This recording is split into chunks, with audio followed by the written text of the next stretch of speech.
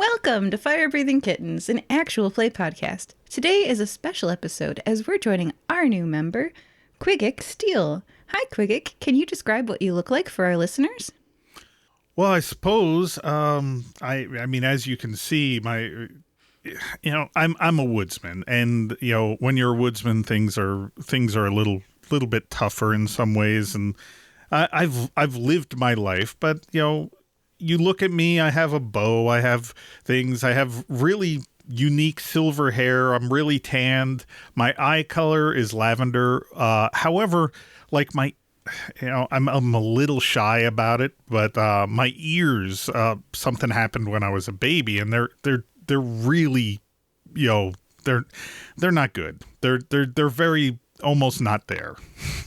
Well, I mean, who needs ears? And silver hair, isn't that like anime protagonists? I suppose it could be anime protagonists. I think it's it's something. It's nothing special though. It's just silver. I mean, don't a lot of people have silver hair? Eventually we all do. So, question 1 out of 15. You're a new addition to the crayon box, Qigiq. What color would you be and why? I'd be dark green because, I spend most of my time in the forest, and, you got to be quiet out there, and a lot of times it's a little solitary. But, I do have a side business. If you ever need to go out hunting or like a safari thing, I'm the guy who you need to talk to. I am it. Oh, we've got a source. How to survive in the wilderness. You hire Qigiq. All right. Oh, that really tells me question 2. What are your strengths? How would you keep us alive in the wilderness?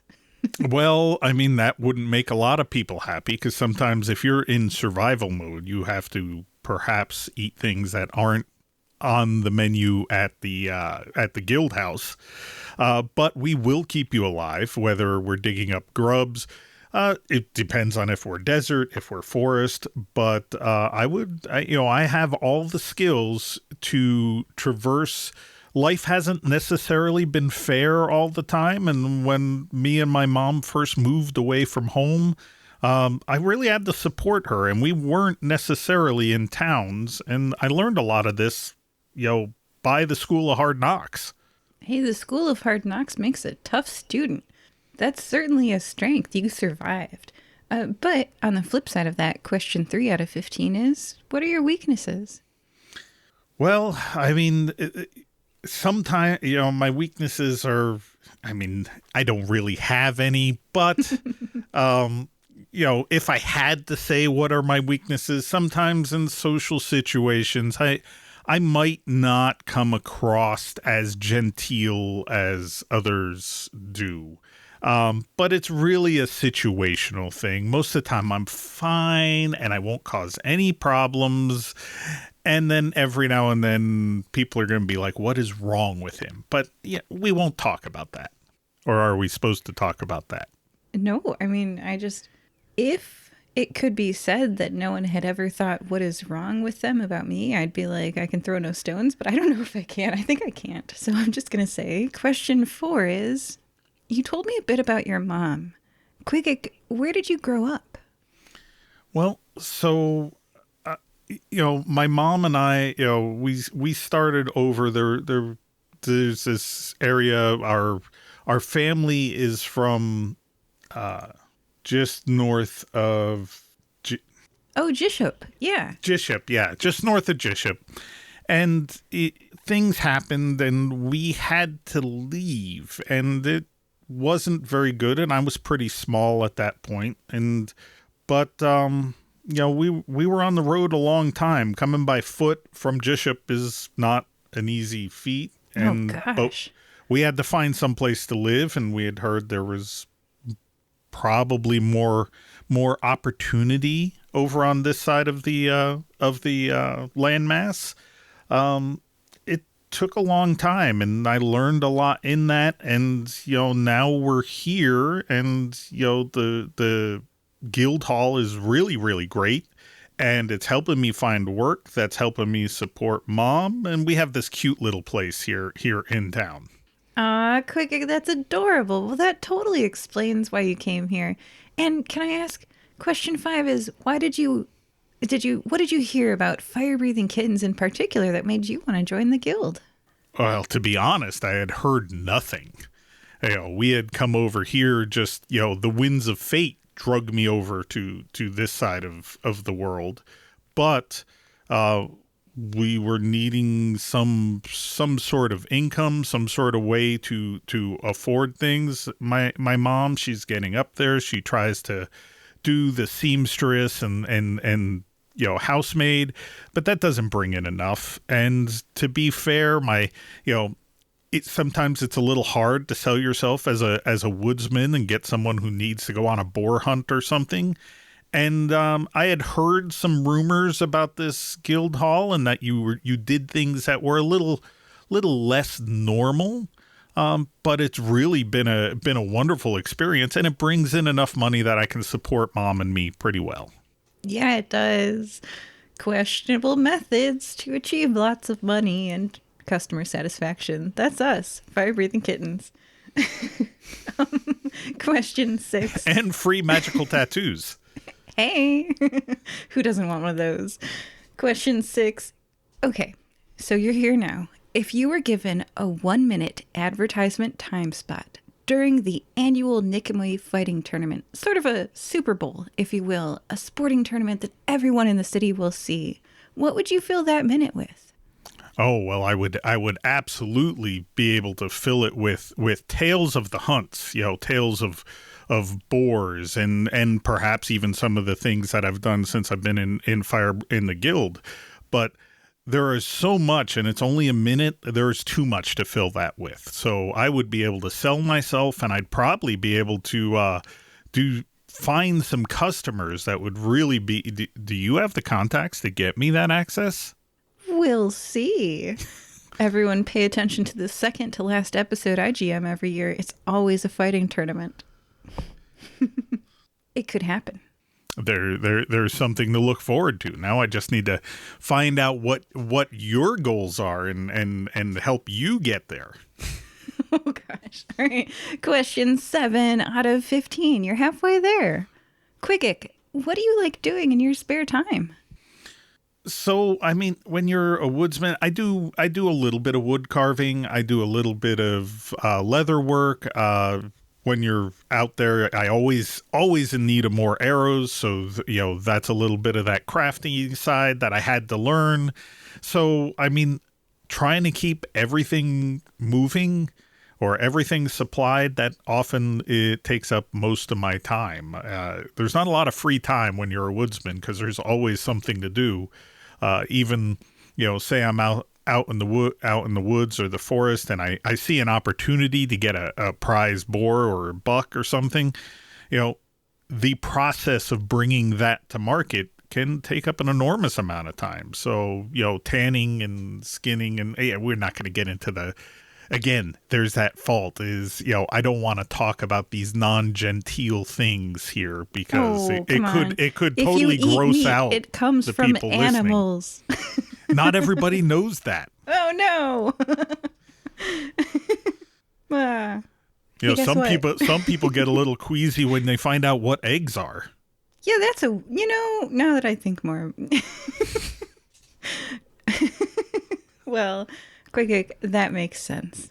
All right. Question 8. Things that don't make sense. What things in life are still a mystery to you, Qigiq?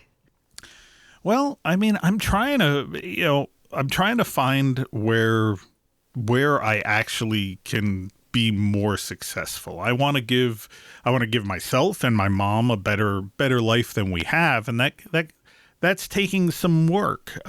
Fire breathing kittens is perhaps the first step on that journey, but I'm hoping that I need to find that correct path and make something of myself in this lifetime. And, but I'm also a realist that, no path is instant and you can't see the end of the path when you're walking it. So, hopeful optimism, maybe, maybe not, but, No, heck yeah. Hopeful optimism. Let's rush into these dangerous situations with thinking that we can come out ahead. Well, the one thing I am is a survivor. I just can't say the same for everyone I'm with.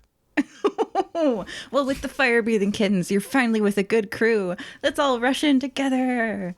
Yeah. Question 9.